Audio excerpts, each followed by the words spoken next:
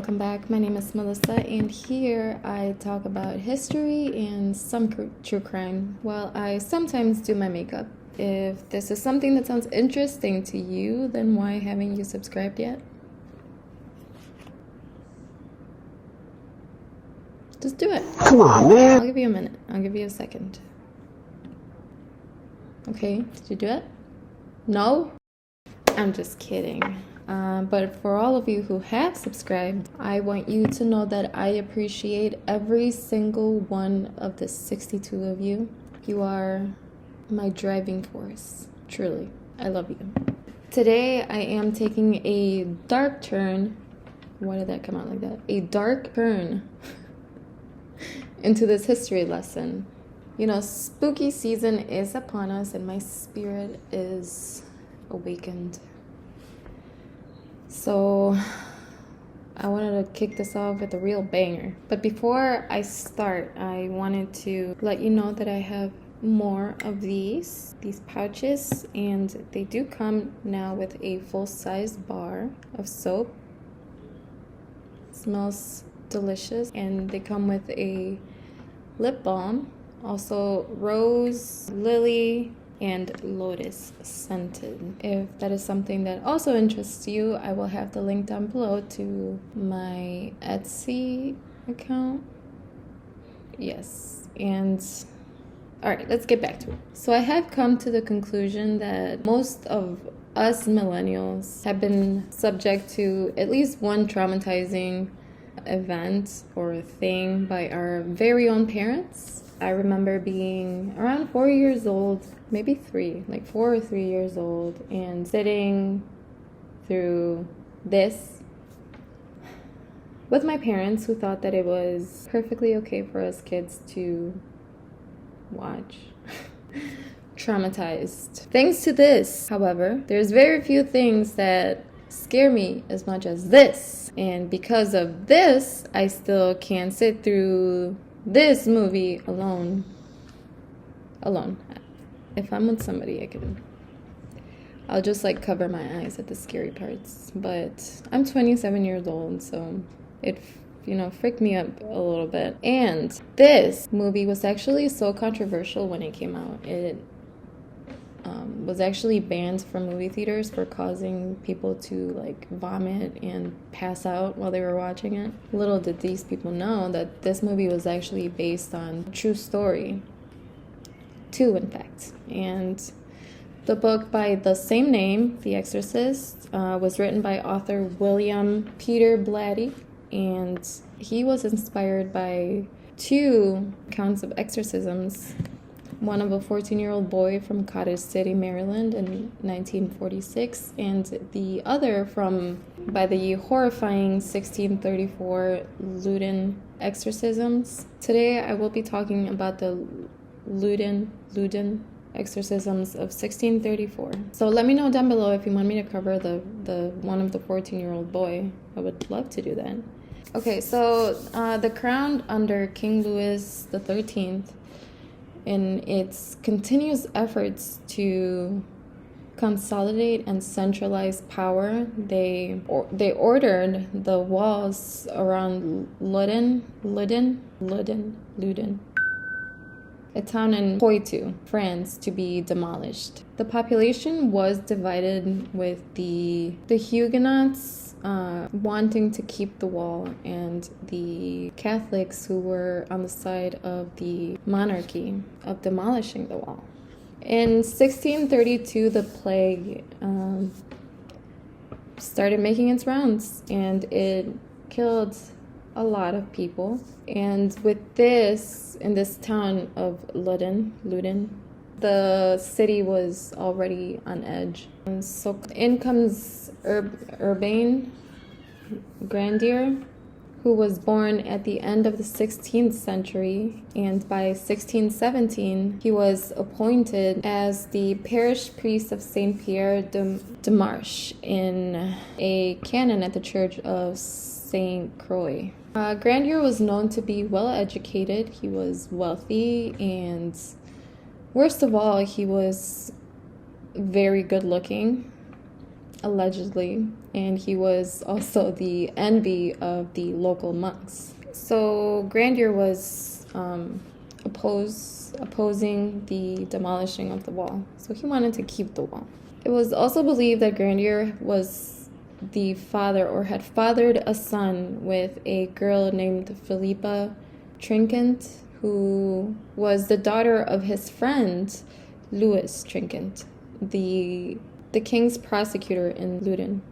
Not only this, but he also made a lot of very influential men who were fathers and husbands. He made them very upset for the dishonor that he had brought upon their families, for the relationships that Grandier had with the female members of these families.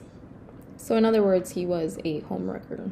In around 1629, a possible relative of Philippa by the name of Jacques de Thibault, he began talking smack about Grandier and about his conduct with women. And Grandier obviously wasn't having it, so he decided to confront this Thibault dude, and he demanded an explanation.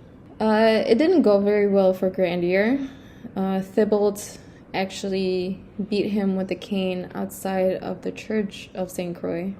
So because of this, they were both arrested and they were taken to trial. And during their trial, Thibault, he raised certain charges against Grandier in his defense, against his own defense against Grandier, which caused the magistrates to turn Grandier over to the ecclesiastical court. He was then prohibited by the bishop to perform at any public gatherings or events, functions as priest for 5 years in the Diocese of Poitiers. However, Grandier appealed to the court of Poitiers. As a number of witnesses retracted their statements, the case was eventually dismissed without prejudice should new evidence arise or be presented. The Ursuline convent was opened in Loudun in 1626. In 1632, Prioress Jeanne Desangles presided over 17 nuns, whose average age was around 25 years old. The first alleged reports of a possession began about 5 months after the outbreak of the plague in 1632, when it was starting to wind down. Around this time, physicians and wealthy landowners had left the town. The physicians, because there was really nothing that they could do for the people anymore. The people who continued living there, they attempted to just isolate themselves. Whoa, I'm getting flashbacks right now. And the convents had also shut themselves behind walls. So there was really nobody visiting the convents anymore, or the nuns in the parlor anymore. But Grandier was still visiting the sick, and he would donate money to the poor. It all started when one of the nuns said that she had a vision of being visited by her recently deceased confessor, Father Mousant. After more nuns came forward and said that they were experiencing the same thing, Canon Jean Minon, the convent chaplain, who was also the nephew of Trinquant, decided that some exorcisms were needed. But the public, they would all say that it was an imposture. The nuns claimed that the demon Asmodeus, or Asmodee, was sent to commit evil and impudent acts with them. Girl, that's a private matter. Nobody needs to know about that. I can imagine Asmodeus, hearing his name and just being keep my name out of this. So when the nuns were being questioned about their possessions by this evil spirit, they gave a few names to who might have summoned this demon. On October 11th, about a week after the first possession had started, they gave Grandier's name as the one responsible. But the only thing was that none of the nuns had ever met Grandier. So then they brought people who were asserted to be physicians and apothecaries. They were brought in. And Canon Minon, he sent letters to the magistrates to let them know what was going on in Loudun and at the convent. So Grandier ended up filing a petition stating that his reputation was under attack by the nuns and that the nuns should be confined. So the Archbishop of Bordeaux actually intervened, and he demanded that he ordered the nuns to be basically kidnapped and brought it to him. And around this time, supposedly, like, the apparent possessions had somehow, like, slowed down for this time. If that's not suspicious to you, I don't know what is. So the nuns, increasingly extreme behavior, they were like shouting and cursing, like swearing and barking. It drew a considerable number of spectators, and eventually Cardinal Richelieu, he decided to intervene. And by this time Grandier had disrespected by opposing the wall, and also from the reputation that he had gotten for his numerous relations with women. And he had also written a book attacking the clerical celibacy and critical satire of the cardinal. So the odds were really not on his favor, because back then the church's bias was the law, not the claw. So during the nuns' accusations, Jean de Laubardemont, he was sent to demolish the wall, but he was actually stopped by the local militia. And so when he returned to Paris, he reported on the state of affairs of the town, including what was happening with the whole drama of the supposed possessions with the nuns. Of course, somebody was sent to investigate the matter. And in November of 1633, the someone was Laubardemont. And in order to prevent Grandier from fleeing, they arrested him and they held him at the prison of Angers. So then this Jean guy started asking around for information on Grandier. Some people would say that Grandier would a lot of times just appear out of nowhere, out of thin air in the convent at all hours of the night, and nobody knew where he was coming from or how he got in. And also other people brought up his getting around. Then Grandier was questioned himself about all of the accusations, and he was made to sign a document that included his statements and all of his denials. Some letters were written to the Procurator General of Parliament by Bailly of Loudun. And this is Grandier's chief supporter. And he would say, or they would say, that the possessions were faked and an imposter. But these letters were actually intercepted, and also the reply was seized. Monsieur de Laubardemont returned to Loudun with an order of the council dated 31 May of 1634, confirming all of his powers and prohibiting Parliament and all other judges from interfering in the matter, and forbidding all parties concerned from appealing under penalty of a fine of 500 livres. So Grandier was then brought back to Loudun from the prison of Angers to be tried. So the nuns were once again interrogated, but by this time they had been scattered throughout different convents. And after several doctors of theology had been sent to treat the nuns, to no avail, the Bishop of Poitiers himself and Father Tranquille came down to Loudun, and they spent 2 months performing exorcisms on the nuns. On June 23, 1634, Grandier was brought to the Church of St. Croix to witness the exorcisms in person.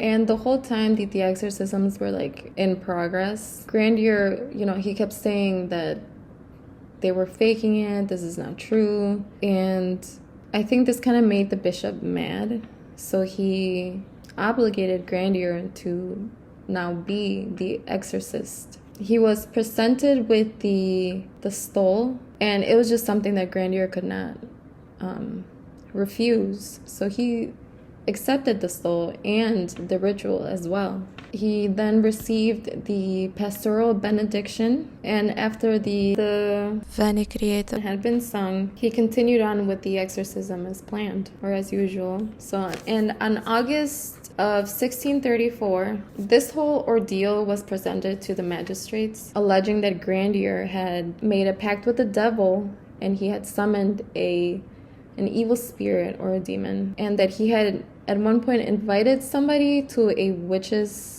Sabbath, which, where was I? I want to go to one. And to this, he was found guilty of sorcery and summoning a demon to possess the Ursuline nuns. He was condemned to be burned at the stake. So then Grandier was taken to the court justice, where they read to him his conviction.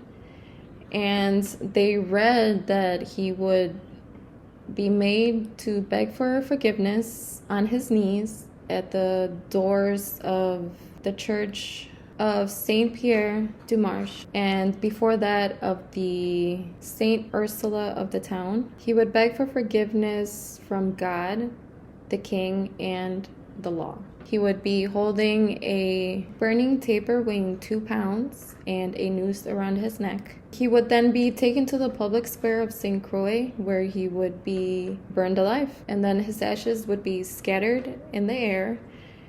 All of his possessions would be confiscated by the king, but first the king would take 500 livres to pay for a bronze plaque that would have written on it his trial. But before all of this was to take place, Grandier would be subject to torture. And part of this torture would be what they call the boot, unless he would confess to them all of his accomplices. So, of course, Grandier was horrified by this.